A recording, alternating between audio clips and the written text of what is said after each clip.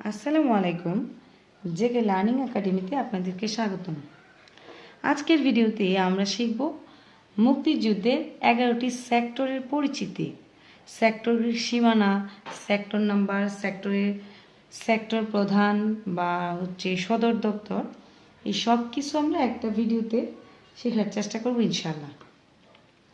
প্রথমে আমরা যদি বলি যে বাংলাদেশে যে মুক্তিযুদ্ধ হয়েছিল, মুক্তিযুদ্ধে সর্বাধিনায়ক ছিলেন বঙ্গবন্ধু শেখ মুজিবুর রহমান।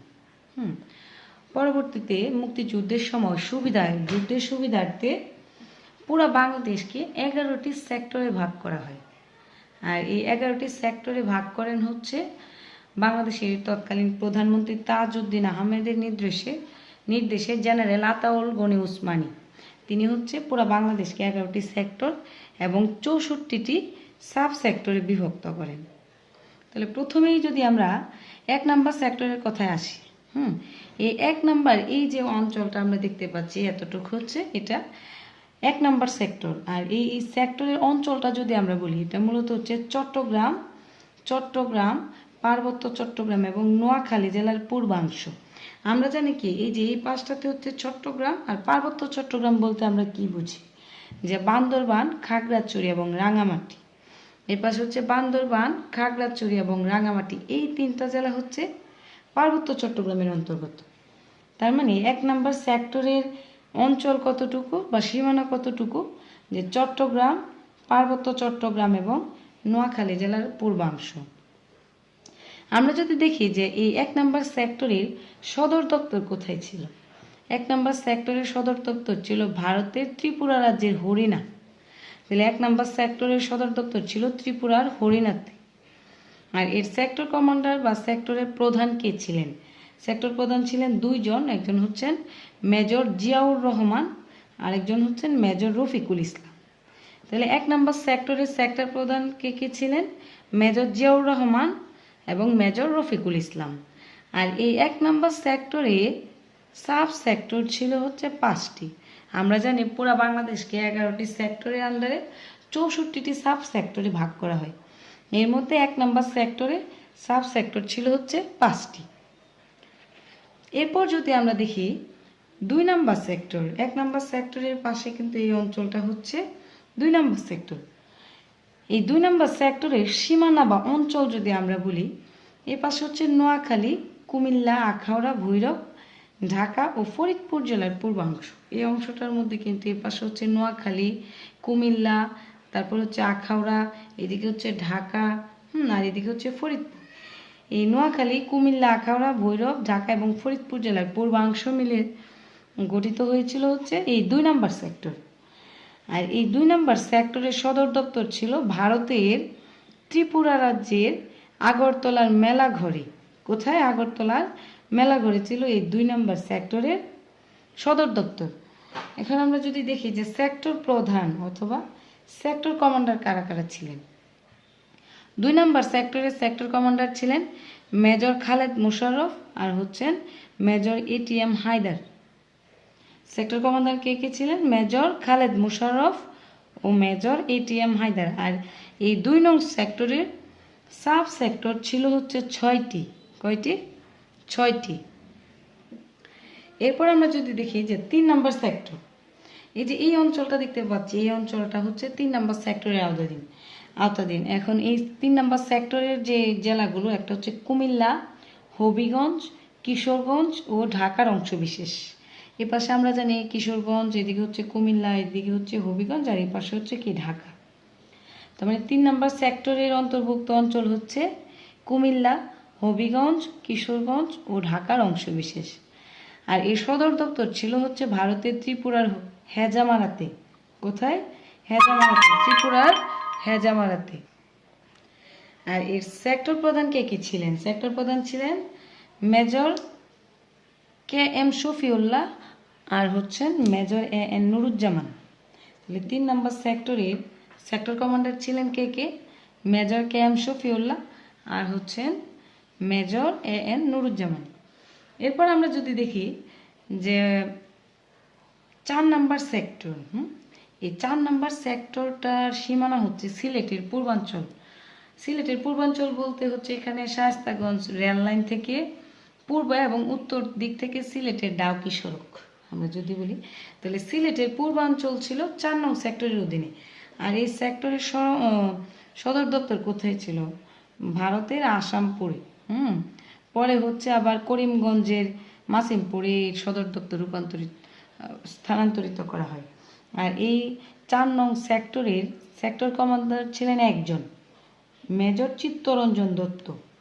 তাহলে 4 নং সেক্টরের সেক্টর কমান্ডার বা সেক্টর প্রধান কে ছিলেন? মেজর চিত্তরঞ্জন দত্ত। আর এর সাব সেক্টর ছিল হচ্ছে 6টি। তাহলে 4 নং সেক্টরের সাব সেক্টর কয়টি ছিল? 6টি। এরপর আমরা যদি দেখি যে 5 নং সেক্টর, সিলেটের পূর্বাঞ্চল ছিল হচ্ছে 4 নং সেক্টরের আওতাধীন। আর সিলেটের এই পাশে এটা হচ্ছে সিলেটের পশ্চিমাঞ্চল। এই সিলেটের পশ্চিমাঞ্চল ছিল হচ্ছে 5 নং সেক্টরের অধীনে। এর সদর দপ্তর ছিল হচ্ছে সুনামগঞ্জের ছাতকে। আর সাব সেক্টর ছিল হচ্ছে 6টি। সেক্টর 4 এবং 5 দুইটারই 6টি করে সাব সেক্টর ছিল। আর সেক্টর 5-এর সেক্টর কমান্ডার বা সেক্টর প্রধানের কথা যদি আমরা বলি, তিনি ছিলেন হচ্ছেন মেজর মীর শওকত আলী। কে ছিলেন? মেজর মীর শওকত আলী। এরপর আমরা যদি দেখি যে 6 নং সেক্টর, এই যে উত্তরাঞ্চলের রংপুর এবং ঠাকুরগাঁও, এই রংপুর এবং ঠাকুরগাঁও ছিল হচ্ছে এই 6 নং সেক্টরের অঞ্চল সীমানা। তাহলে রংপুর ও ঠাকুরগাঁও কয় নং সেক্টরের অধীনে ছিল? 6 নং সেক্টরের। এর সদর দপ্তর কোথায়? লালমনিরহাটের পাটগ্রামের বুড়িমারিতে। কোথায়? লালমনিরহাটের পাটগ্রামের বুড়িমারিতে ছিল এই 6 নং সেক্টরের সদর দপ্তর। আর এর সাব সেক্টর হচ্ছে 5টি। আর এই 6 নং সেক্টরের সেক্টর প্রধান বা সেক্টর কমান্ডার ছিলেন একজন, তিনি হচ্ছেন wing commander M Khademul Bashar. Wing commander M Khademul Bashar. তাহলে খাদেমুল বাশার ছিলেন 6 নং সেক্টরের সেক্টর কমান্ডার। এরপর আমরা যদি দেখি যে 7 নং সেক্টর, 7 নং সেক্টরের এলাকা যদি আমরা বলি, এই পাশে হচ্ছে রাজশাহী আর এদিকে হচ্ছে দিনাজপুর। তার মানে রাজশাহী এবং দিনাজপুরের অংশবিশেষ নিয়ে হচ্ছে এই 7 নং সেক্টর গঠিত হয়েছিল। আর এই 7 নং সেক্টরের সদর দপ্তর ছিল ভারতের পশ্চিমবঙ্গের বালুরঘাট। বালুরঘাটের তরঙ্গপুরে। কোথায়? বালুরঘাটের তরঙ্গপুরে। আর এর সেক্টর প্রধান বা সেক্টর কমান্ডার ছিলেন দুইজন, একজন হচ্ছেন মেজর নাজমুল হক আর একজন হচ্ছেন মেজর কাজী নুরুজ্জামান। তাহলে 7 নং সেক্টরের অঞ্চল কি? রাজশাহী এবং দিনাজপুরের অংশবিশেষ। সেক্টর প্রধান ছিলেন মেজর নাজমুল হক আর হচ্ছেন মেজর কাজী নুরুজ্জামান। এরপর আমরা যদি দেখি 8 নং সেক্টর, 7 নং সেক্টরের পাশে এটা হচ্ছে 8 নং সেক্টর। এই 8 নং সেক্টরের সীমানা বা অঞ্চলের কথা যদি আমরা বলি, এখানে হচ্ছে কুষ্টিয়া, যশোর, ফরিদপুর এবং খুলনার অংশবিশেষ। এদিকে হচ্ছে কুষ্টিয়া, এই পাশে হচ্ছে যশোর, এদিকে হচ্ছে ফরিদপুর আর এই পাশে হচ্ছে খুলনা। এই কুষ্টিয়া, যশোর, ফরিদপুর আর খুলনার অংশবিশেষ নিয়ে হচ্ছে 8 নং সেক্টর গঠিত। আর এই সদর দপ্তর কোথায় ছিল? ভারতের পশ্চিমবঙ্গের কল্যাণীতে। ভারতের পশ্চিমবঙ্গের কল্যাণীতে। আর এর সাব সেক্টর ছিল 7টি।